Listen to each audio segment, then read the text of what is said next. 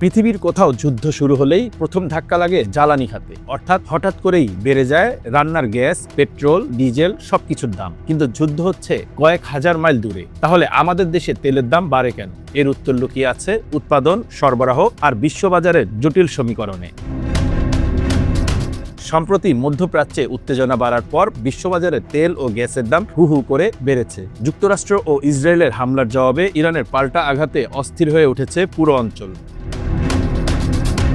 যুদ্ধের প্রভাবে মধ্যপ্রাচ্য থেকে জ্বালানি রপ্তানি প্রায় বন্ধ হওয়ার উপক্রম হয়েছে। তেহরান বিভিন্ন জাহাজ ও জ্বালানি কারখানায় হামলা চালানোয় পারস্য উপসাগরে নৌযান চলাচল বন্ধ হয়ে গেছে। এর ফলে কাতার থেকে ইরাক পর্যন্ত সব জায়গায় জ্বালানি উৎপাদন থমকে দাঁড়িয়েছে।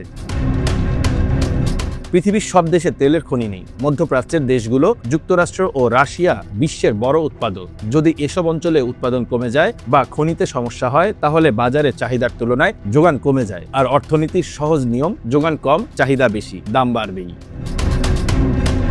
তেলের খনি থেকে তেল উত্তোলন করার পর তা জাহাজ বা পাইপলাইনের মাধ্যমে বিভিন্ন দেশে পাঠানো হয়। একেই বলে সাপ্লাই চেইন। যুদ্ধের কারণে যদি সমুদ্রপথ বন্ধ হয়ে যায়, তবে তেল সময়মতো পৌঁছাতে পারে না। এই সরবরাহে বাধা পড়লে তেলের দাম দ্রুত বেড়ে যায়। বর্তমানে প্রতি ব্যারেল অপরিশোধিত তেলের দাম $80 ঘর ছাড়িয়েছে। স্বল্প সময়ের ব্যবধানে বেড়েছে প্রায় 15%। বিশ্বের প্রায় 20% তেল ও গ্যাস পরিবহন হয় হরমুজ প্রণালী দিয়ে। এটিকে বলা হয় বিশ্ব জ্বালানি সরবরাহের মূল ধমনী।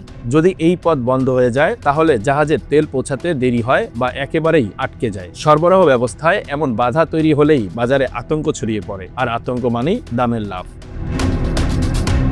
2024 সালের জুলাই মাসের পর তেলের দাম এখন সর্বোচ্চ পর্যায়ে। গত শুক্রবারের তুলনায় এই দাম বাড়ার হার 15%-এর বেশি। এদিকে ইউরোপে গ্যাসের দাম একদিনেই 40% পর্যন্ত বেড়ে গেছে। শুধু জ্বালানি নয়, যুদ্ধের প্রভাবে চিনি, সার এবং সয়াবিনের মতো নিত্যপণ্যের দামও বিশ্ববাজারে চড়া হতে শুরু করেছে।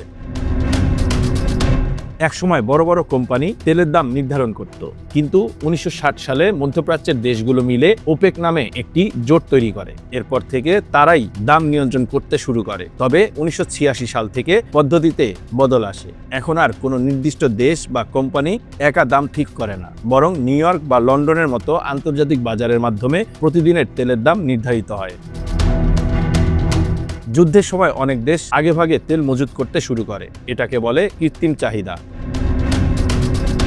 বিশ্ববাজারে তেলের দাম বাড়লে সবচেয়ে বিপদে পড়ে আমদানি নির্ভর দেশগুলো। বাংলাদেশের অনেক বিদ্যুৎ কেন্দ্র তেল দিয়ে চলে, তাই তেলের দাম বাড়লে বিদ্যুৎ উৎপাদনের খরচ বাড়ে।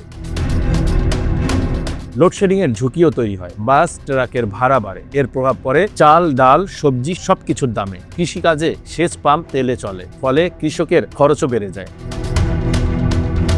ইরাক ইতিমধ্যে তাদের বড় তেল ক্ষেত্র থেকে উৎপাদন কয়েক লাখ ব্যারেল কমিয়েছে। অন্যান্য ক্ষেত্রেও উৎপাদন কমানোর খবর এসেছে। যদি এই প্রবণতা চলতে থাকে, তাহলে বিশ্ববাজারে তেলের সংকট আরও তীব্র হতে পারে। মধ্যপ্রাচ্য অঞ্চল থেকেই আসে বিশ্বের প্রায় 1/3 তেল এবং প্রাকৃতিক গ্যাসের বড় অংশ। অর্থাৎ এই অঞ্চলের অস্থিরতা মানেই পুরো বিশ্বের অর্থনীতিতে ধাক্কা। যুদ্ধ দূরে হলেও তার প্রভাব থেকে কেউ মুক্ত নয়। জ্বালানি বাজার বিশ্বব্যাপী সংযুক্ত। এক অঞ্চলের অস্থিরতা মুহূর্তেই পৌঁছে যায় অন্য প্রান্তে, আর তার বোঝা শেষ পর্যন্ত গিয়ে পড়ে সাধারণ মানুষের পকেটে। Bangla affairs news desk.